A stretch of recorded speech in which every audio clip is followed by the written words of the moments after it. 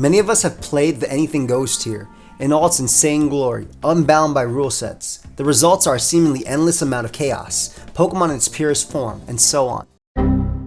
However, if you don't know when and why the Anything Goes tier came into existence, you might not have ever stopped to ponder its origins. It seems like an intuitive tier to have, as an option. If you don't like the clauses and Pokemon bans and such, here, have fun. It might seem reasonable that this tier has existed as long as competitive Pokemon itself. However, that is very much not the case. Anything Goes was not a recognized format of play until the autumn of 2014.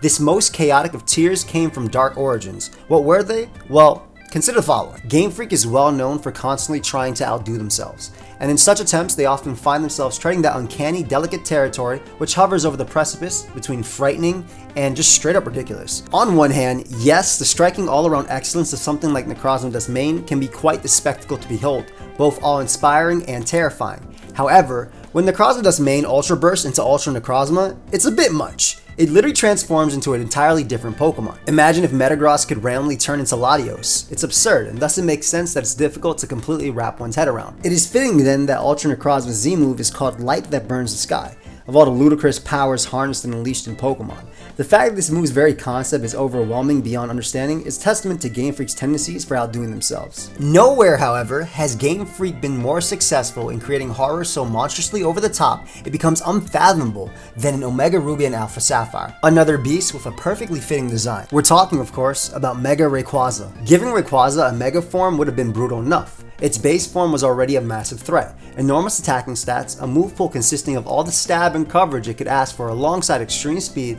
and both Dragon and Swords Dance, and delightful base 95 speed which got the jump on the plethora of base 90s which defined much of Uber's, Groudon, Kyogre, Ho-Oh, Dialga, and Zekrom. As such, any type of Mega related boost was going to elevate the already superb Rayquaza to utterly monstrous heights, just like Mega Mewtwo X and Y. However, even with 2 Megas, Mewtwo couldn't hope to match or even come close to the cataclysm Rayquaza was to unleash on the tier. Nor could Uber's other stupefyingly powerful Megas, which, bear in mind, were no joke, most notably including Mega Gengar and its Shadow Tag, as well as Mega Kangaskhan and Salamence in the generation where their abilities were at full power. There was no shortage of insane choices for your Mega Pokemon. The concept of one Mega being so good that every other Mega was outclassed, well, that thought never even crossed anybody's mind until Mega Rayquaza hit the scene and effortlessly turned it into the tier's most defining, obvious, self-evident truism. The boosts Rayquaza receives upon Mega Evolving are stunning. Base 150 attacking stats leap to base 180, the same as Deoxys' attack. Its already solid speed explodes to an incredible base 115, rocketing it past several key targets, Xerneas, Yveltal, Lugia, the Lottie twins, and completely flipping its matchup against them. Even Rayquaza's bulk gets a boost, with its huge base 105 HP now bolstered by the quite solid base 100 defenses, meaning it's not just going to fall over to any hit. This set of stat buffs is already staggering, and would have done just fine in establishing Rayquaza among the excellent set of Megas in Generation 6, even if it had kept its base form airlock ability.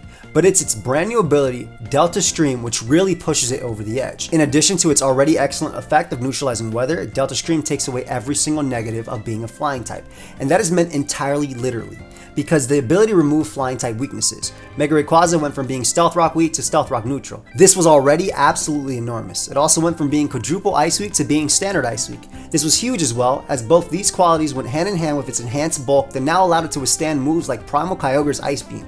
The new resistance to electric moves and neutrality to rock moves were amazing too. Mega Rayquaza got all the good parts about being a flying type, great coverage on its secondary stab Dragon Ascent, immunity to earthquake, spikes and toxic spikes, a resistance to fighting, and none of the bad parts. And yet somehow even that wasn't the straw that broke the Camerup's back. Game Freak, in their continued quest to break new ground in broken Pokemon and their disregard for their own previously established rules, in this case that Mega Pokemon cannot hold an item because they need to hold a Mega Stone so that they can Mega Evolve, which balances the mechanic nicely, decide that Mega Rayquaza gets to Mega Evolve without needing a Mega Stone. Learning Dragon Ascent and clicking the button was all it took. Game Freak apparently possessed no qualms with the concept of a Mega Pokemon that gets to hold an item. And not just any Mega Pokemon. It's not like Mega Bayonet or something. No disrespect to Mega Bayonet, which is quite a cool Pokemon, but even holding an item wouldn't have been enough for it to overcome some of its highly significant flaws. No, they had to go and give it to this Pokemon which already had it all, Mega Rayquaza. The options were, of course, endless. A Mega Pokemon with a Life Orb, yeah, it didn't hit hard enough already. You can also go with Choice Band's immediate power if you like. Don't like the drawbacks of those two? You can just go with something like Sharpbeak then. Of course, it's not like Mega Ray needed any help in the power department, so you can make it even harder to deal with by taking away defensive counterplay. Lum shrugs off status, Roselli Berry means it devours even Xerneas' Moonblast, Haban Berry for Dragon-type counterplay. This unpredictability factor made it even worse to deal with. as if the fact that it destroyed everything with sheer power wasn't enough. Mega Rayquaza outclassed and invalidated every single other Mega Pokemon in the game, and it commanded a spot on every single team which wanted to win. Even by Uber standards, this was a level of absurdity not seen since the days of Gold, Silver, Crystal, Snorlax, and at least Gold, Silver, Crystal, Lax was something you could take hits from. Now, even though Ubers had always been the home of broken Pokemon, there have also always been a competitive metagame in its chaos. Technically, it had always been the OU ban list, but it had also been a playable metagame. No Uber is supposed to be too good for the tier. Even King Kyogre, at the peaks of its dominance, was never broken. Thus, what Mega Rayquaza did to the metagame was completely unprecedented. You couldn't have Ubers played in tournaments anymore with Mega Rayquaza running around. It would completely destroy any claim they had to being competitive.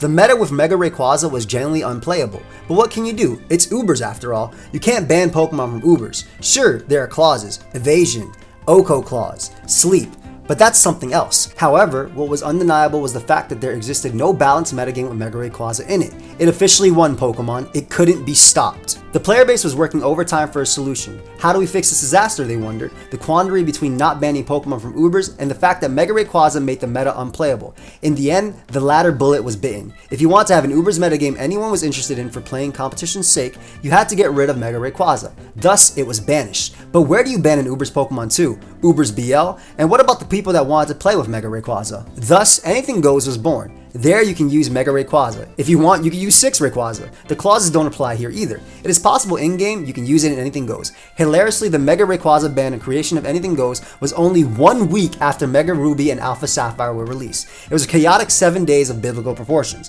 The reason Zacian Crown and eventually Zacian were banned from Ubers in Generation 8 is because of the precedent set by Mega Rayquaza. Before, the thought of a Pokemon being too busted for Ubers was laughable. Indeed, the Zacians are nowhere near as universally despised as Mega Rayquaza. So if it hadn't been for the creation of Anything Goes in Generation 6, it's very possible they would still be running around today. You'd have a much more difficult time arguing for the creation of a tier above Ubers based on their strength alone. Mega Rayquaza paved the way.